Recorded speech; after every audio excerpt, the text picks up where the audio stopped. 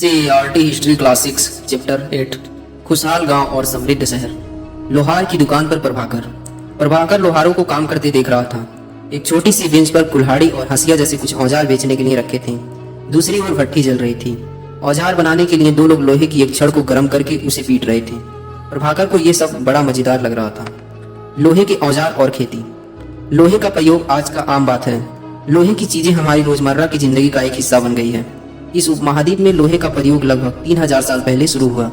महापाषाण कब्रों में लोहे के औजार और हथियार बड़ी संख्या में मिले हैं। इनके बारे में तुम अध्याय 4 में पढ़ चुके हो। करीब 2500 वर्ष पहले लोहे के औजारों के बढ़ते उपयोग का प्रमाण मिलता है। इनमें जंगलों को साफ करने के लिए कुल्हाड़ियां और जुताई के लिए हलों के फाल शामिल हैं। अध्याय 5 में तुमने पढ़ा है कि लोहे की फाल इस्तेमाल में कृषि का उत्पादन बढ़ गया। कृषि उत्पादन बढ़ाने के लिए उठाए गए अन्य कदम। सिंचाई। समृद्ध गांव के बिना राजाओं तथा उनके राज्यों का बना रहना मुश्किल था। जिस तरह कृषि के विकास में नए औजार तथा रोपाई महत्वपूर्ण कदम थे, उसी तरह सिंचाई भी काफी उपयोगी साबित हुई।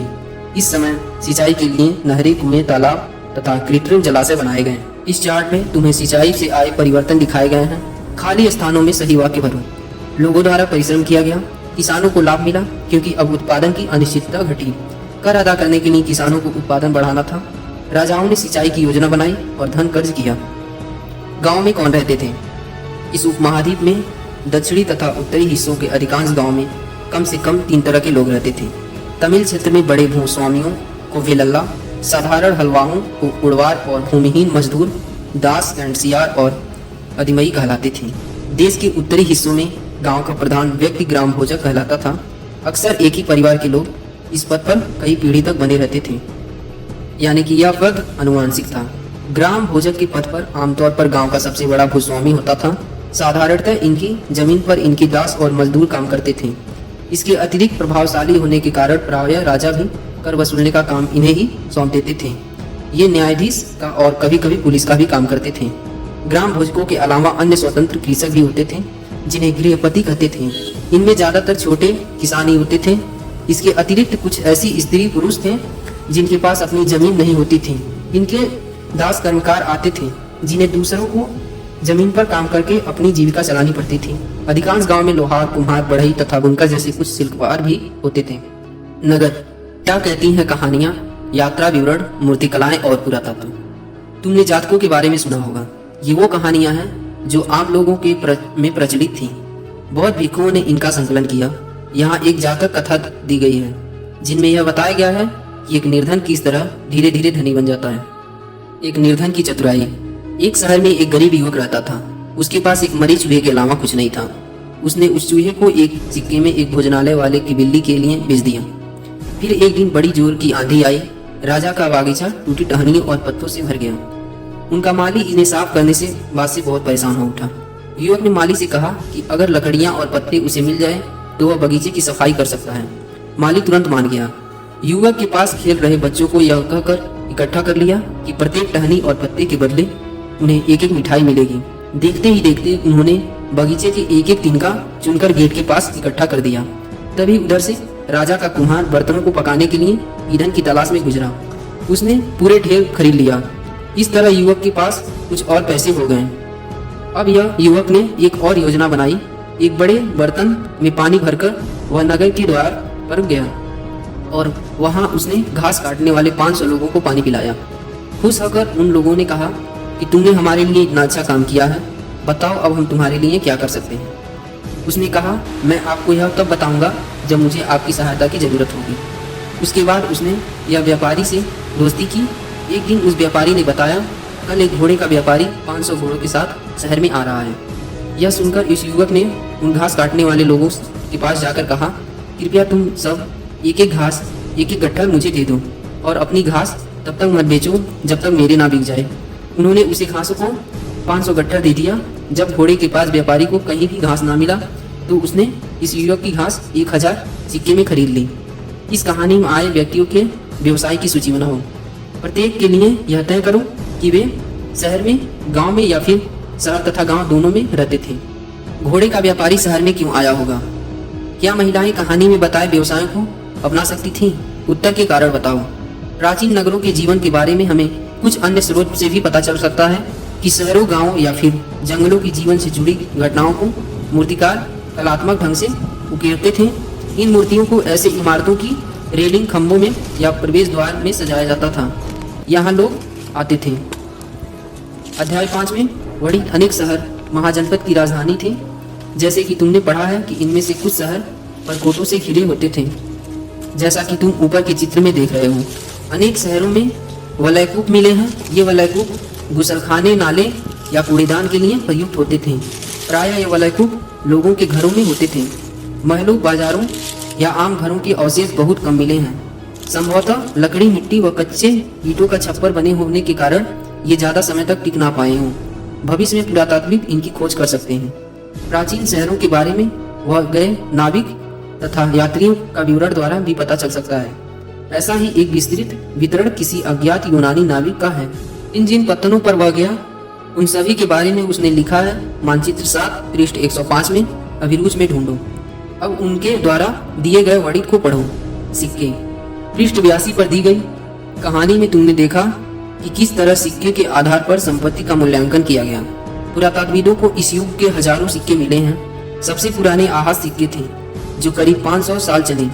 इसका चित्र नीचे दिया गया है। चांदी या तांबे के सिक्के पर विभिन्न आकृतियों को आहत कर बनाए जाने के कारण इन्हें आहत सिक्का कहा जाता था। नगर अनेक गतिविधियों के केंद्र। अक्सर नगर कई कारणों से महत्वपूर्ण हो जाते थे। उदाहरण के लिए मथुरा। मानचित्र 7 पृष्ठ 105 को देखो। यह 2500 साल से भी ज्यादा समय से एक महत्वपूर्ण नगर रहा है, क्योंकि यह यातायात और व्यापार के दो मुख्य रास्तों पर स्थित था। इनमें से एक रास्ता उत्तर पश्चिम से पूरब की ओर, दूसरा उत्तर से दक्षिण की ओर जाने वाला रास्ता था। शहर के चारों ओर किलेबंदी थी। इसमें अनेक मंदिर थे। आसपास के किसान तथा पशुपालक शहर में रहने वाले लोगों के लिए भोजन जुटाते थे। मथुरा बेहतरीन मूर्तियों बनाने का केंद्र था। लगभग 2000 साल पहले मथुरा कुषाण की दूसरी राजधानी बनी। इसके बारे में तुम अगले अध्याय में पढ़ोगे। मथुरा एक धार्मिक केंद्र भी रहा है। यहाँ बौद्ध विहार और जैन मंदिर हैं। यह कृष्ण भक्ति का एक महत्वपूर्ण केंद्र था। मथुरा में प्रस्तर खंडों तथा मूर्तियों पर अनेक अभिलेख मिले हैं। आमतौर पर ये संक्षिप्त अभिलेख हैं जो स्त्रियों तथा पुरुषों द्वारा मठों या मंदिरों को दिए जाने वाला दान का उल्लेख करते हैं। प्रायः शहर के राजा, रानी, अधिकारी, व्यापारी तथा शिल्पकार इस प्रकार के दान करते थे। उदाहरण के लिए मथुरा के अभिलेख से सुनारों, लुहारों और बुनकरों, टोकरी बनाने वाले, माला बनाने वाले और इत्र बनाने वालों का उल्लेख मिलता है। मथुरा के लोगों के व्यवसायों की एक सूची बनाओ। एक ऐसे व्यवसाय का नाम बताओ जो हड़प्पा में नहीं था। शिल्प तथा शिल्पकार। पुरास्थलों में शिल्पों के नमूने मिले हैं। इनमें मिट्टी के बहुत ही पतले और सुंदर बर्तन मिले हैं, जिन्हें उत्तरी काले चमकीले पात्र कहा जाता है, क्योंकि ये ज्यादातर उपमहाद्वीप के उत्तरी भाग में मिले हैं। ध्यान रहे कि अन्य दूसरे शिल्प के अवशेष नहीं बचे होंगे। जैसे कि विभिन्न ग्रंथों से हमें पता चलता है कि कपड़ों का उत्पादन बहुत महत्वपूर्ण था। उत्तर में वाराणसी और दक्षिण में मंदुरे इसके लिए प्रसिद्ध थे। यहाँ स्त्री पुरुष दोनों काम करते थे। अनेक शिल्पकार तथा व्यापारी अनेक अपने अपने संघ बनाने लगे थे, जिन्हें श्रेणी कहते थे। शिल्पकारों को श्रेणियों का काम प्रशिक्षण देना, कच्चा माल उपलब्ध कराना तथा तैयार माल का वितरण करना था, जबकि व्यापारियों की श्रेणियां व्यापार का संचालन करती थीं। श्रेणियों बैंकों के रूप में काम करती थीं, जहां लोग पैसे जमा करते थे। इस धन का निवेश लाभ के लिए किया जाता था। उसके लिए लाभ का कुछ हिस्सा जमा करके वाले लोगों को लौटा दिया जाता था या फिर मठ आदि धार्मिक संस्थानों को दिया जाता था। कुछ निरीक्षण अरिकामेंडो। मानचित्र 7 पृष्ठ 105 में अरिकामेंडो ढूंढो। पृष्ठ 88 में रोम के बारे में जानकारी को पढ़ो। लगभग 2200 से 1900 साल पहले अरिकामेंडो का पतन था। यहाँ दूर दूर से आए जहाजों से सामान उतारे जाते थे। यहाँ ईंटों से बना एक ढांचा मिला जो संभवतः गोदाम रहा हो। यहाँ भूमध्य सागरीय क्षेत्र में एम्फोरा जैसे पात्र मिले। इनमें शराब या तेल जैसे तरल पदार्थ रखे जा सकते थे। इनमें दोनों तरफ से पकड़ने के लिए हल्थे लगे थे। साथ ही यहाँ एरिटाइन जैसे मुहर लगे लाल चमकदार बर्तन भी मिले। इन्हें इटली के एक शहर के नाम पर एरिटाइन पात्र के नाम से जाना जाता है। इसे मुहर लगे सांचे पर गीली चिकनी मिट्टी को दबाकर बनाया जाता था। कुछ ऐसे बर्तन भी मिले हैं जिनका डिजाइन तो रोम का था, किंतु वे यही बनाए जाते थे। यहाँ रोमन लैंप, शीशे के बर्तन तथा रत्न भी मिले हैं। साथ ही छोटे छोटे कुंड मिले हैं जो संभवतः कपड़े की रंगाई के पात्र रहे होंगे। यहाँ पर शीशे और अर्ध बहुमूल्य पत्थरों से मनके बनाने के पर्याप्त साक्ष्य मिले हैं। रोम के साथ संबंध दर्शाने वाले साक्ष्य की सूची बनाओ। अन्यत्र मानचित्र 6 पृष्ठ 76 में रोम को ढूंढो। यह यूरोप से सबसे पुराने शहर में एक है। इसका विकास लगभग तभी हुआ जब गंगा के मैदान के शहर बस रहे थे। रोम के एक बहुत बड़े साम्राज्य की राजधानी था।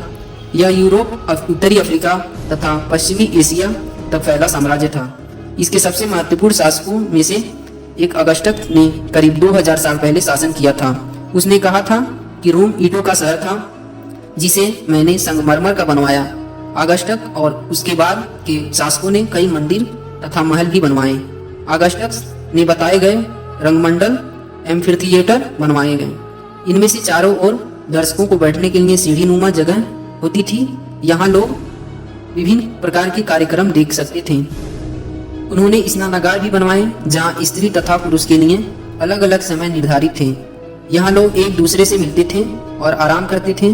बड़े बड़े जलवाही सेतु के जरिए शहर के स्नानागारों, फव्वारों तथा गुलशखानों के लिए पानी लाया जाता था। ये बड़े खुले रंगमंडल और जलवाही सेतु इतने दिन तक कैसे बचे रहे।